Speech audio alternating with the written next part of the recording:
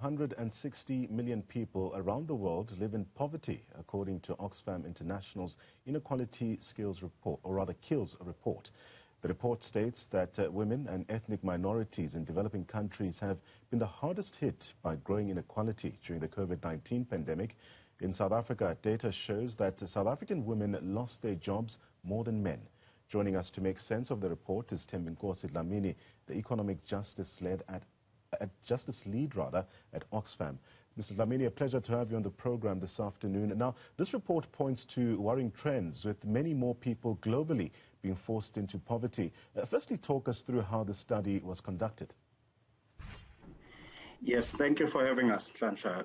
Indeed, we just concluded a study as Oxfam internationally, which is titled Inequality Kills. So in this study, what we look at are generally the wealth of the top 1% wealthiest people in the world, which then allowed us to focus more clearly on the top 10 richest men who are also white. In terms of the data for the study, we obtained data from Forbes, which is showing the trends of wealth that these rich people are accumulating year after year. So in this case, we looked at the wealth of these individuals as of March 2020 at the onset of the COVID pandemic up to September 2021, where it became clear that the income of the top 10 richest men doubled as compared to 99% of humanity. What we then concluded when looking at their activities was that it is not like these people worked even more harder or whether they were so innovative or what have you. The structure of the global economy, including the regulations, are such that they favor the rich. So the more that they continue to influence the policies of the world, the more the policies are skewed in their favor so that they can make even more and more wealth and therefore skew the income distribution globally. Mr. Dlamini, the study also points out that women, ethnic minorities as well as developing countries have been the hardest hit by this growing inequality during the COVID-19 pandemic. The data also shows that more women lost their jobs more than men in South Africa. What is your assessment of this? Yes, that is very true. This is because even before the pandemic, women were more likely going to be found in precarious jobs, the kind of jobs that are informal in nature. They do not require that much skill or even qualifications to do. So in this case, we are talking about informal waste pickers, we are talking about factory workers, we are talking about domestic workers, informal traders such as those who work in hair salons, second-hand clothing and the like, including farm laborers.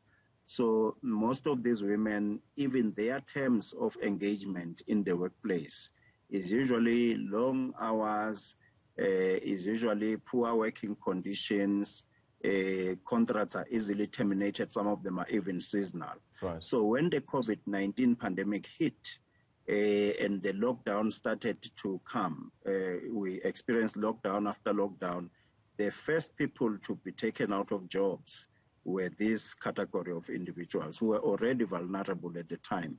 Hence, the COVID pandemic has tended to have a gender dynamic, which it made women and ethnic minorities to be worse off.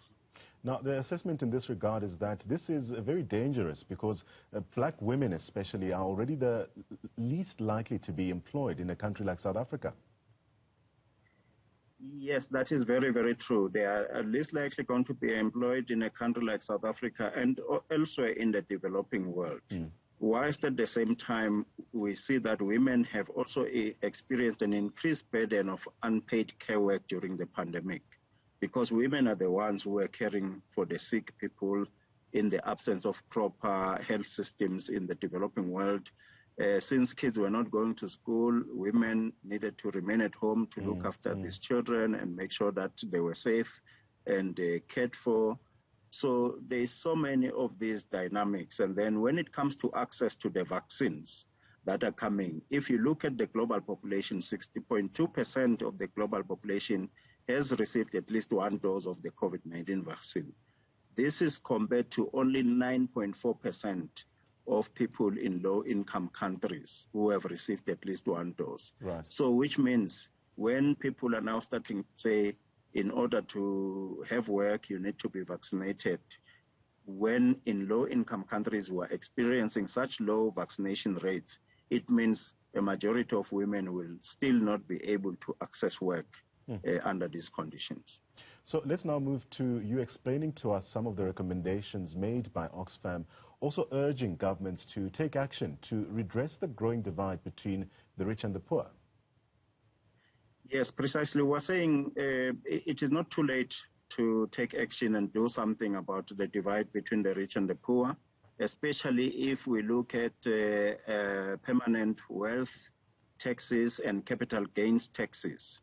What we have estimated, for instance, is that if we can tax at a super rate of 99% only the wealth that has been made in the past 2 years during the COVID pandemic, we would raise about 814 billion US dollars, which will be enough money to vaccinate all the people in the world and ensure that there is still more money to go into healthcare systems, into education, and also helping poorer people to come out of this crisis mode.